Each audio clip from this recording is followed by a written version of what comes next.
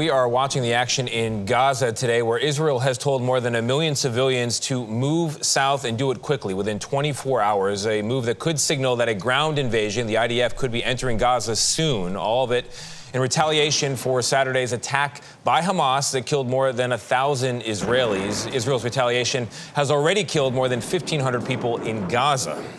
Joining us now is New Jersey Senator Cory Booker, who was actually in Jerusalem when Hamas attacked Israel. He's a Democrat on the Foreign Relations Committee and very experienced in these matters. Senator, thank you very much for being here. Thank you for having me.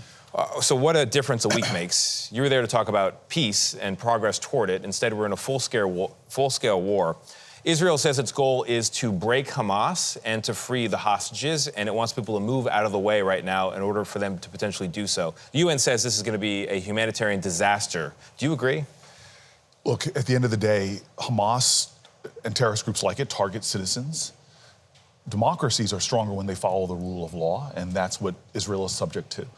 They have a right to self-defense. We all should support that.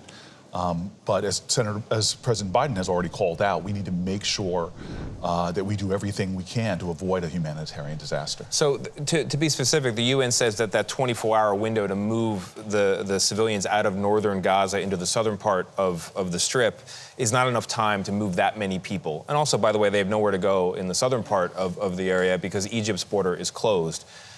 Given these constraints, given how tough it is to move people, given the reality of the hostages, and some of them being Americans, what do you think Israel should do or America should do to get people out safely? Both move civilians, if they can aid in that way, but more importantly, free the hostages. Well, I've been involved in furious discussions in this week that is transformative. Remember, Friday night I was in Israel celebrating Simchas Torah, enjoying a Shabbat dinner. The next day, from my host to my guest, lost family members there. Wow.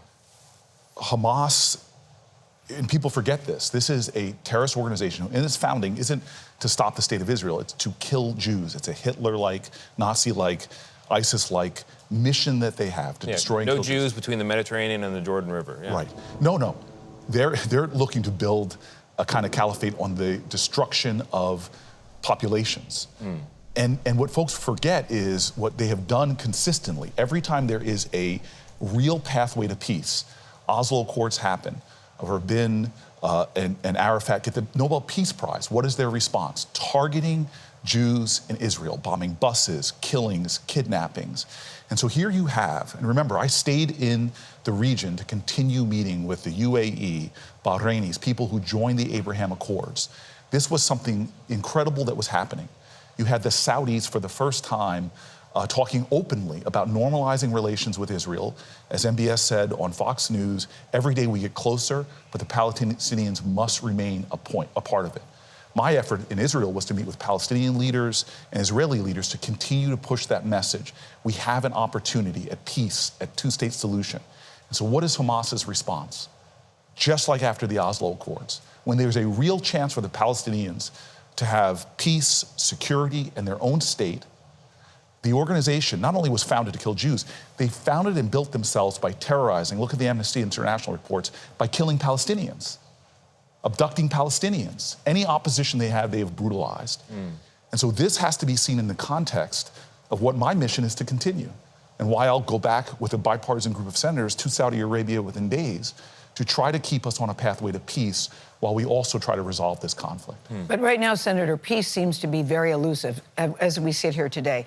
How do you take out Hamas or cripple Hamas without affecting all of these innocent civilians? That's what's so frightening to people as we sit here today. Right, and it's great to hear you all were making progress with peace, but that's not where we are right now. Right, and as quiet as it might be kept, and we should make it plain, as I met with Arab leaders around the region, as well as people in business, people in the arts, people in journalism, everybody knows Hamas for what they are, an ISIS-like terrorist organization who wants to thwart any pathways to peace.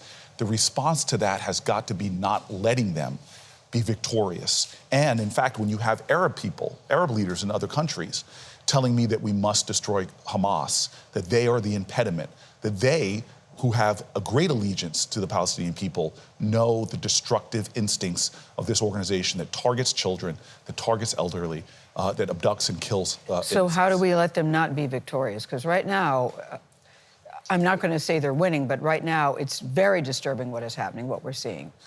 Do you support a ground invasion? I support right now, and this is what I'm furiously working at, is to protect civilian life. Hamas knew when they did this what the response was going to be. Yeah. They use their own people as human shields. They use Palestinians. That's not their own people. When you have Arab leaders telling me how they violate the Quran, how they violate the principles of Islam, this is a Nazi-like organization that is using human beings, children, which is a significant part of the population in the West Bank right now, in Gaza right now, are children. They knew what the response was going to be, and they did not care. We have talked about the role that Iran has played in the Hamas attacks, and there have been some reports that U.S. has frozen or refrozen, denied access to that $6 billion that they have freed up. Can you confirm that at all? Yeah, look, right now, that the deal that was made to release U.S. hostages was to allow $6 billion not to be used for Iran, but to be used for humanitarian purposes. Right. That money has now been frozen. $1 of it has not gone out. But it brings up the important point, is those people who have been empowering this ISIS-like terrorist organization, we need to start asking tough questions. And What are those questions? Senator, I'm so confused about the money. Is it frozen or is it not frozen? Has it not gone out because we froze it, or is it just hasn't gone out because they haven't asked for it and hasn't been released? So we've gotten assurances in the Senate that it has been frozen. The intention of the dollars was never to go to Iran at all.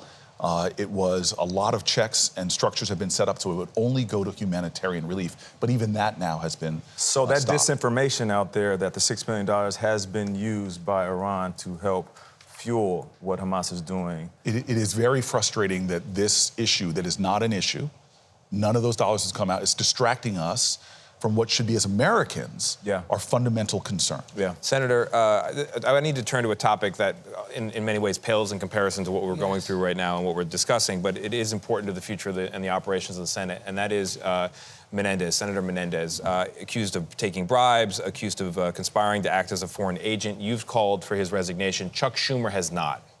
Is that going to change? Look, I'm just not even 24 hours back from the Middle East. I land, and obviously I've been focused on humanitarian corridors, return of American hostages, and more. But I said it very clear, as you said. I read the first indictment, the stunning, shocking things within it. None of them comport with the man that I've known and I've served with for 10 years. He has a right to due process on the criminal proceedings. He has a right to due process on ethical proceedings as well. But I do think that politicians should be held to a higher standard. Yeah. I'm sure that was a difficult decision for you to make because I know you have a history with him. But why do you think Senator Schumer hasn't come out and said it's time for you to go under these circumstances? Again, I think centering him in this is important. He is our leader. But at this point, he hasn't done it. Yeah. I respect that. There is a tremendous amount of process going on, and Senator Menendez has some very difficult decisions to make.